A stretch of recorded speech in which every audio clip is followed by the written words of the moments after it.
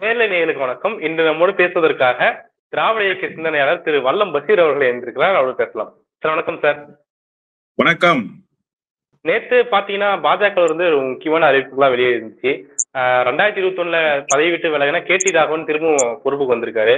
குஷ்பு அவர்கள் துணைத் தலைவராக நியமிக்கப்பட்டிருக்காங்க. இப்படி அண்ணாமலைக்கு ஒவ்வாத சில பேர், பல பேர் அண்ணாமலை இருக்கும்போது பெயர் காணாம போனவர்கள் எல்லாம் இப்ப வந்து பொறுப்புல நியமிக்கப்பட்டிருக்காங்க. இந்த மாற்றங்களை எப்படி புரிஞ்சுக்கிறீங்க? அண்ணாமலையால் ஓரங்கட்டப்பட்டவர்களை எல்லாம் ரட்சிக்க வந்திருக்கிற இரட்சகராக அண்ணன் நயினார் நாகேந்திரன் மாறி இருக்கிறார் என்பதைத்தான் அது உணர்த்தது. அதாவது அரசியல் அரிச்சுவடி தெரியாதவர் அண்ணாமலை. ஆனா அண்ணன் நயினார் நாகேந்திரன் அப்படி கிடையாது. அரசியலில் பாலபாடங்களை கற்று வந்தவர். அவர் இயல்பிலேயே அதிமுகவில் கட்டமைப்பு என்றால் என்ன என்று பார்த்துவிட்டு அரசியல் என்றால் எப்படி என்பதை கற்று தேர்ந்து இந்த தமிழ்நாட்டினுடைய அமைச்சராக பொறுப்பேற்று செயல்பட்டு அதன் பின்னால் பாஜகவுக்கு வந்தவர். அவர் ஒரு அரசியல்வாதி, அக்மார்க் அரசியல்வாதி. அவருக்கு அரசியலை எப்படி பண்ணணும்னு தெரியும். அண்ணாமலை நினைச்சிட்டாரு, இந்த மேடையில் அவர் வரும்போது விசில் அடிப்பதுதான் அரசியல், முன்னாடியும் பின்னாடியும் கேமராவை தூக்கிட்டு 4 பேரை வச்சு ரீல்ஸ் போட வைக்கிறது தான் அரசியல்னு நினைச்சுக்கிட்டாரு. அது தளத்துல வேணா சரியா இருக்கும், களத்துல சரியா இருக்காது. களத்தில் கில்லி யாருன்னா இப்போ நயினார் நாகேந்திரன் தான்றதை நிரூபிச்சிட்டார். அதுல என்ன மாஸ்டர் ஸ்ட்ரோக்குன்னா, குஷ்பு வந்ததெல்லாம் கூட பெரிய விஷயம் இல்ல, கேடி ராகவன் உள்ளார வந்தார் பாருங்க, அதுதான் மிக முக்கியமான செய்தி. யாரால் எவ்வளவு மோசமாக அம்பலப்பட்டு வெளியேற்றப்பட்டாரோ அல்லது வெளியேறுவதற்கு ஒரு சூழல் உருவாக்கப்பட்டாரோ அவரை கொண்டு வந்து தனக்கு பக்கத்தில் அந்த கேபினெட்குள்ள வச்சுட்டாரு. அதாவது இந்த மாநில துணைத் தலைவர், அமைப்பு செயலாளர், பொருளாளர்னு இது ஒரு நிர்வாக குழு இருக்கும்ல, அந்த நிர்வாக குழுவுக்குள்ள கொண்டு வந்து கேடி ராகவனை வச்சிருக்காரு. அப்படின்னா என்ன அர்த்தம் அப்படின்னு சொன்னா, அண்ணாமலைக்கு செக் வைக்கிறதுக்கு நயினார் நாகேந்திரன் தயாராயிட்டாரு. பாஜகவை தன்னுடைய கட்டுப்பாட்டில் தமிழ்நாட்டு பாஜகவை கொண்டு வருவதற்கு முழுமையாக களத்தில் இறங்கி அண்ணாமலையே சொல்லிட்டாரு, நான் ஒதுங்கி இருக்கேன், நான் ஒரு சாதாரண மனிதனா தான் இருக்கேன், நான் எந்த முடிவு எடுக்க முடியாது, அண்ணாமலையே ஒதுக்கிட்டாரு. இதுக்கு மேல அண்ணாமலை பத்தி என்ன விஷயம் பேசுறது இல்ல. அதாவது அண்ணாமலை ஒதுங்குகிற அந்த குரல் எப்படிப்பட்ட குரல்னா, அண்ணா அண்ணா ஒரு நிமிஷங்கண்ணா, அண்ணா அண்ணா அண்ணா ஒரு நிமிஷங்கண்ணான்னு இந்த பத்திரிகையாளர்கள்ட்ட பேசுவார்ல, அது உதட்டால் சொல்லப்படுகிற அண்ணா, உள்ளார்ந்து சொல்லப்படுகிற அண்ணா இல்ல. உள்ளார்ந்து சொல்லப்படுகிற அண்ணா எப்படி இருப்பாருன்னா, இயல்பிலேயே அப்படி இருப்பாரு. இயல்பிலேயே அப்படிப்பட்ட மனிதராக அவர் இல்லை. அது மாதிரிதான் நான் ஒதுங்கிட்டேன்னு சொல்றது. நீங்க ஒதுங்கிட்டீங்கன்னா மேடையில உங்களுக்கு முக்கியத்துவம் இருக்கான்னு கேட்டு உறுதிப்படுத்திக்கிட்ட பிறகு மட்டும் மேடைக்கு வர்றதும், முக்கியத்துவம் கிடைக்காதுங்கிற நிகழ்வுகளுக்கு நீங்க வராம போனதுக்கான காரணம் என்ன? நீங்க ஒரு முன்னாள் தலைவர் தானே. எல்லா நிகழ்ச்சிக்கும், பாஜக நடத்தின நிகழ்ச்சிகளுக்கு நீங்க வந்து மேடை ஏறி இருக்கீங்களா? ஏன் வரல எல்லா நிகழ்ச்சிக்கும்? அப்போ உங்களுக்கு எங்க முக்கியத்துவம் கிடைக்குமோ அதை கேட்டு உறுதி செய்து கொண்டதற்கு பிறகு நீங்கள் மேடை ஏறுகிற மனிதராக இருந்தீர்கள். அப்ப நீங்க இயல்பிலேயே ஒதுங்கி கொண்ட நபராக இல்லைங்கிறது இப்ப புரியுதா உங்களுக்கு? இப்ப கூட மாவட்ட தலைவர்கள் பலரை மாத்திரத்துக்கு முட்டுக்கட்டை போட்டுட்டு இருக்கிற ஒரு அண்ணாமலை தான். இது பாஜக தரப்பிலிருந்தே சொல்லப்பட்ட செய்தி. அதாவது ஒவ்வொரு முறையும் தேசிய கட்சியில் ஒரு நியமனம் நடக்கும் சார், மாநில அளவுல.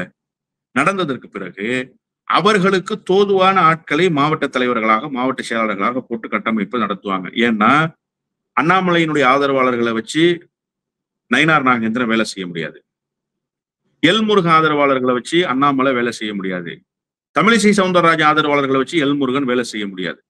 அவர்களுக்கென்று ஆதரவாளர்கள் அங்கங்க இருப்பாங்க. அவர்களுக்கு யார் நிர்வாக கட்டமைப்பு நமக்கு ஏற்றவாறு செயல்படுவாங்களோ அவங்கள வச்சுக்குவாங்க. நீங்க ஏன் மாவட்ட தலைவர்கள் மாத்திர விஷயத்துல முட்டுக்கட்டை போட்டுக்கிட்டே இருக்கீங்க? இப்போ ஏன் மாற்ற விடாம தடுக்கிறீங்க? நீங்க தான் ஒதுங்கிட்டீங்கல்ல.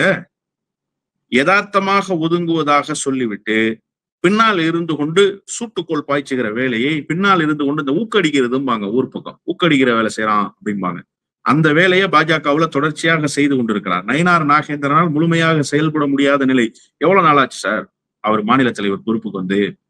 இத்தனை நாள் கழிச்சுதான் இந்த சீரமைப்பை அவரால் செய்ய முடிஞ்சிருக்கு. அப்போ இயல்பாக அரசியல் கற்றுதேர்ந்த ஒருவர் அரசியல் களத்தில் நுட்பமாக எல்லாவற்றையும் உள்வாங்கி செயல்படுகிற ஒருவரால் அண்ணாமலை போன்ற புது அரசியல்வாதி, திடீர் அரசியல்வாதியை சமாளிக்கிறதுக்கே இவ்வளவு நாள் ஆயிருக்குன்னா அப்ப அண்ணாமலை எவ்வளவு முட்டுக்கட்டைகளை போட்டிருக்கிறார் புரியுதா உங்களுக்கு? அண்ணாமலை எவ்வளவு டேமேஜஸ் கட்சி கட்டமைப்புக்குள்ள பண்ணிருக்கிறாருன்னு தெரியுதா? இதையெல்லாம் சரி செய்து செப்பனிட்டு அவர் தான் வெளிப்படையா சொன்னாரு, அண்ணாமலையால் போடப்பட்ட பூத் ஏஜென்ட்டுகளுக்கு நான் போன் அடிக்கிறேன், போன் அடிச்சா நைனார் பேசுறேன்னா நைனா பேசுறியான்னு கேக்குது ஒரு அம்மா. இன்னொரு ஆளுக்கு போன் அடிச்சேன், இது வந்து போட்டோ எடுக்கிற கடை, கண்ணை வாங்கிட்டு போயிட்டான், கண்ணன் தான் போட்டிருப்பான், எனக்கு அதெல்லாம் தெரியாதுங்கிறாங்க. இன்னொருத்தவங்க என்ன தெரியுமான்னு கேட்டேன், அதுல ரொம்ப முக்கியமா அவர் சொன்னாரு, ரொம்ப எனக்கு சிரிப்பு வந்துச்சு. அவர் என்ன சொல்லியிருக்கணும், நான் பாஜகவோட மாநில தலைவர் நயினார் நாகேந்திரன் பேசுறேன், சட்டமன்ற கட்சி தலைவரா இருந்தேன், என்ன தெரியலையான்னு கேட்டிருக்கணும்ல. நான் அம்மா காலத்துல அமைச்சரா இருந்தேன், என்ன தெரியுமான்னு கேட்டிருக்காரு. அந்த அம்மா சொல்லியிருக்கு, இல்ல இல்ல உங்களை எனக்கு தெரியாதுன்னு சொல்லியிருக்கு. அப்போ ஒரு மனிதனுக்கு எவ்வளவு வலியும் வேதனையும் இருந்திருக்கு பாருங்க இந்த பூத் ஏஜென்ட் லிஸ்ட வெரிஃபிகேஷன் பண்ணும்போது. ஒரு தலைவர் இப்படி மேடையில் பேசுறார் சார். அப்போ நீ எந்த அளவுக்கு கட்டமைப்புக்குள்ள ஒரு சீர்கேடை செஞ்சு வச்சிருக்கிறேன்றது புரியுதா? அந்த சீர்கேடை சரி பண்ண முடியாம அவர் எப்படி தடுமாறி இருக்கிறான்னு புரியுதா? இப்ப இதெல்லாம் எதை உணர்த்துதுன்னு சொன்னா, கட்சியினுடைய அதிகார கட்டமைப்பை முழுமையாக மாற்றி தனக்கு ஏற்றவாறு அமைத்துக் கொண்டிருந்தார் அண்ணாமலை. இப்ப அதை கொஞ்சம் கொஞ்சமாக சீர்திருத்தி தன்னுடைய பக்கம் கொண்டு வந்து கொண்டிருக்கிறார் நயினார் நாகேந்திரன். ஆனா சிலவற்றை அவரால் மாற்ற முடியலன்னு தான் நினைக்கிறேன். இந்த அமர் பிரசாத் ரெட்டின்னு ஒருத்தர் இருப்பாரு, அவரை மாத்தல, அவரை போட்டிருக்கிறாங்க. அதே மாதிரி இந்த சூர்யான்னு ஒருத்தர் இருந்தாரு, அவரையும் மாத்தல, அவரையும் போட்டிருக்காங்க. வினோஜ் செல்லத்தை மாத்தல, அவரையும் போட்டிருக்காங்க. இந்த மாதிரி அவருடைய ஆட்களையும் சில பேரையும் உள்ளார வச்சிருக்காங்க, முழுமையாக வெளியேற்றல. அந்த மாதிரி கட்டமைப்பை இப்போது கொஞ்சம் கொஞ்சமாக சரி செய்து கொண்டே வருகிறார். ஆனா ஒரு நல்ல முதிர்ச்சியான செயல்பாட்டை கையில எடுத்திருக்கிறார். நான் உடனே அந்த கட்சியை பாராட்டுறதாக நினைச்சுக்க கூடாது. நயினார் நாகேந்திரனுக்கு ஏற்றவாறு அந்த கட்சியை மாத்திக்கிறார். ஒரு தலைவர்னா அப்படித்தானே சார், ஒரு பொறுப்புக்கு வந்த பிறகு தனக்கு ஏற்றவாறு செயல்பாட்டு வடிவங்களை மாற்றிக் கொள்றது தானே யுக்தி. அப்பதானே நீங்க நல்லா செயல்பட முடியும். அந்த சூழலை உருவாக்கி கொண்டிருக்கிறார். அதனாலதான் குஷ்புவை கொண்டு வந்து சேர்த்துட்டாரு. எனக்கு காயத்ரி ரகுராம கொஞ்சம் அவசரப்பட்டாங்களோன்னு தோணுது. கொஞ்சம் வெயிட் பண்ணியிருந்தா இந்த டைம்ல அவங்களுக்கும் பொறுப்பு கிடைச்சிருந்திருக்கும், அவங்களும் அதிகாரத்துல வந்திருப்பாங்க. பாஜகவுல கொஞ்சம் அவசரப்பட்டு முடிவெடுத்துட்டாங்க. அதனால அவங்களுக்கு அந்த வாய்ப்பு தவறி விட்டதாகவே நான் கருதுகிறேன். இந்த இடத்துல விஜயதாரணி பேரும் அடிபடுத்ததா பார்க்க முடியுது. எம்எல்ஏ பதவி உதறி தள்ளிட்டு போனாங்க, அவங்களுக்கு இன்னும் பதவியே கொடுக்கலாம் அப்படிங்கறது பேச போல இருக்குது. அந்த விஷயம் எப்படி பாக்குறீங்க? அதாவது விஜயதாரணியினுடைய குறி என்பதே குமரியினுடைய நாடாளுமன்ற தொகுதி தான். அவங்க காங்கிரஸ்ல ஃபைட் பண்ணதே அதுக்காக தான் ஃபைட் பண்ணாங்க, தன்னை ஒரு நாடாளுமன்ற உறுப்பினர் ஆக்கிடணும் அப்படின்னு சொல்லி. விளவங்கோடு எம்எல்ஏவா அவங்க வந்து தொடர்ந்து வெற்றி பெற்றது இருக்குல்ல, அது காங்கிரஸ் கட்சியினுடைய வாக்கு வங்கி தானே தவிர விஜயதாரணியினுடைய சொந்த செல்வாக்கு கிடையாது. விஜயதாரணிக்குன்னு சொந்த செல்வாக்கு ஒண்ணு இருந்தா பாரதிய ஜனதா கட்சியால விஜயதாரணியை புறக்கணிக்கவே முடியாது.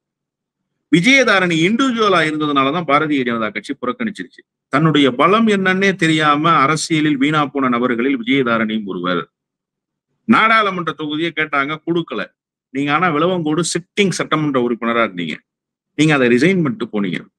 உங்களுக்கு குறைஞ்சபட்சம் அந்த இடைத்தேர்தலையாவது வாய்ப்பு கொடுத்துருக்கணும்ல.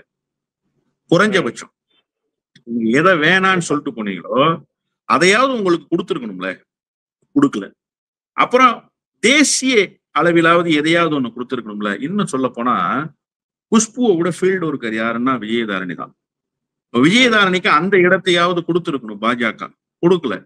அப்ப இதெல்லாம் வந்து விஜயதாரணி கொஞ்சம் நுட்பமாக அரசியலை உள்வாங்கி பார்க்கணும். என்னன்னா, தனக்கென்று எந்த செல்வாக்கும் இல்லாமல், தனக்கென்று எந்த ஆதரவு கூட்டமும் இல்லாமல் ஒரு இண்டிவிஜுவலாவே தொடர்ந்து இயங்கியதன் மூலமாக பாரதிய ஜனதா கட்சி அவரை அப்ப பாரதிய ஜனதா கட்சியில இருக்கிறவங்க எல்லாம் மக்கள் செல்வாக்கு படைச்சவங்களான்னு கேட்கக்கூடாது.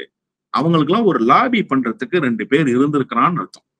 இப்ப நம்ம பேசணும், அமர் பிரசாத் ரெட்டி அண்ணாமலையினுடைய வலதுகரமாக இருந்தவர், ஸ்டிங் ஆபரேஷனுக்கெல்லாம் மூளையாக செயல்பட்டவர் அவர் தான் பாஜக தரப்புல இருந்தவங்க எல்லாம் சொல்றாங்க. அது உண்மையா பொய்யா நமக்கு தெரியாது. அப்போ அப்படிப்பட்ட ஒரு நபர் இங்க இருந்தா எவ்வளவு நிர்வாக சீர்கேடு நயினார் நாகேந்திரனுக்கு. இப்ப அதை சீரமைக்கும் போது வேற வழி இல்லாம தானே ஏதோ ஒரு காம்ப்ரமைஸ்ல உள்ளார கொண்டு வந்து போடுறாங்க. அப்போ அமர் பிரசாத்தால செய்ய முடிஞ்சதை விஜயதாரணியால செய்ய முடியல. ஆமா, செய்ய முடியல. விஜயதாரணி தோல்வி அடைஞ்சிருக்கிறாங்க. நாளைக்கு ஏதாவது ஒரு பொறுப்புகள் கொடுக்கலாம். நான் என்ன கேட்கிறேன், தமிழ்நாட்டுல என்ன அவ்வளவு அடர்த்தியாவா இருக்கு பாரதிய ஜனதா கட்சி? நீங்க எந்த பொறுப்புமே கொடுக்க முடியாதுன்னு சொல்ற அளவுக்கு அந்த கட்சியில இருப்பவர்கள் பூரா வெளியில இருந்து வந்தவங்க தானே. நயினார் நாகேந்திரன் யாரு, வெளியில இருந்து வந்தவர் தானே. ஒட்டுமொத்தமாகவே இந்த கட்சியினுடைய நிர்வாக கட்டமைப்பை பாருங்க. சசிகலா புஷ்பா யாரு, அதிமுக இருந்து வந்தவங்க. குஷ்பு யாரு, DMK, Congress, Congress to BJP. இப்படி ஒரு பெரிய பட்டியல் கொடுங்க. VP Duraisamy, DMK to BJP, AG Sampath, முன்னாள் சட்டமன்ற உறுப்பினர், இப்படி எல்லாரும் வெளியிலிருந்து வந்த ஆட்கள் தான். அப்போ ஒட்டு மொத்தமா வெளியிலிருந்து வந்த ஆட்களை எல்லாரையும் போட்டுக்க முடியுது. விஜயதாரணியை அந்த இடத்துல வைக்க முடியல, விஜயதாரணிக்கு ஒரு பொறுப்பு கொடுக்க முடியலன்னா 2 விஷயம்தான். ஒண்ணு, விஜயதாரணிக்கு ஏற்ற பொறுப்பு பாஜகவுல இல்லாம இருக்கணும். இல்ல பாஜகவில் பொறுப்பு இருக்கிற அளவுக்கான தகுதி விஜயதாரணிக்கு இல்லாம இருக்கணும். இது 2ல எது சரிங்கிறத விஜயதாரணியை யோசிக்கணும். நம்ம கருத்து சொல்ல முடியாது, விஜயதாரணி தான் யோசிக்கணும். ஆனா காங்கிரஸில் இருந்து பாஜகவுக்கு போக நினைப்பவர்களுக்கு விஜயதாரணி ஒரு பாடமாகி இருக்கிறார் என்றுதான் நான் புரிந்து கொள்கிறேன். இப்போ நீங்க நயினா நாகேந்திரன் கட்டமைப்பை வலுப்படுத்தார் அப்படிங்கிற விஷயத்தை பத்தி சொன்னீங்க. முன்னாடி அண்ணாமலை அவர்கள் தலைவரா இருக்கும்போது பாத்தீங்கன்னா அவர் வந்து பாஜகக்குள்ள இருக்கிற பார்ப்பனர்களை மதிக்க மாட்டாரு, அவர் வந்து வாரம் கட்டுறாரு அப்படிங்கிற குற்றச்சாட்டு எழுந்திருந்தது. இப்போ கேடி ராகவன் உள்ள வருவாரு அப்படிங்கிற போது அவர் எப்படி அந்த விஷயத்தை ஹேண்டில் பண்ணுவார்னு நினைக்கிறீங்க? சுமூகமா போயிருன்னு பாக்குறீங்களா? கட்சியே அவங்களோட கட்சி தானே. இவங்கெல்லாம் வெள்ளை அடிக்க போனவங்க, அவர்கள் வீட்டினுடைய உரிமையாளர்கள். நீங்க வந்து அண்ணாமலை வந்து இந்த பார்ப்பனர்களை எல்லாம் காயடிச்சிட்டாரு, வெளியில பேசப்பட்ட செய்தி இருக்குல்ல, அதெல்லாம் உண்மைன்னு நீங்க நினைக்கிறீங்களா? வெளி பார்வைக்கு அப்படி இருந்ததே தவிர கடைசியில் அவர்கள் எல்லோரும் இன்றைக்கு பாஜகவிலேயே நிலை பெறுகிறார்கள். ஹெச் ராஜா பாஜகவிலேயே நிலை பெறுறாரு. 1000 அவமானம், 1000 தோல்வி, 1000 பின்னடைவு எல்லாம் இருக்கத்தானே செய்யுது. ஆனா அங்கேயேதான் தொடர்றாரு. மாற்று சிந்தனை வருதா அவருக்கு? வெளியில வந்து புலம்புறாரா, அங்கலாய்க்கிறாரா? இல்ல.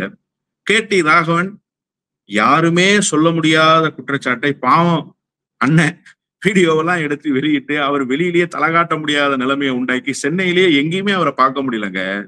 முன்னே எங்கேயாவது ரெஸ்டாரண்ட்ல, ஆனந்த பவன்ல, சரவண பவன்ல உட்கார்ந்து சாப்பிடுற காட்சியெல்லாம் நான் பார்த்திருக்கேன்.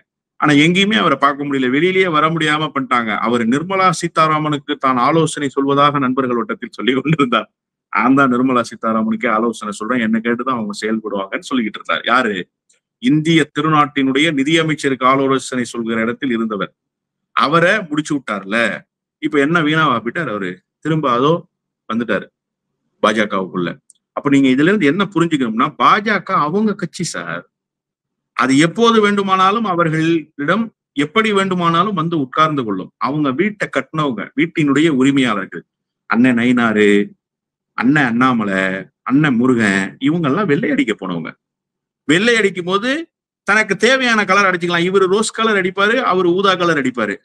பார்த்தல அவருக்கு ஏத்த கலரை ஊதா கலர் அடிச்சிட்டாரு அப்படின்னு நீங்க சொல்ல முடியாது. வெள்ளை அடிச்சு முடிச்சோன்னா ஊதா கலர் ரொம்ப சூப்பரா இருந்துச்சு, நீங்க போயிட்டு வாங்கன்னு வெளியில அனுப்பிச்சிட்டு வேற ஒரு ஆளை வெள்ளை அடிக்க கூப்பிட்டு புது கலர் அடிப்பாங்க அவங்க.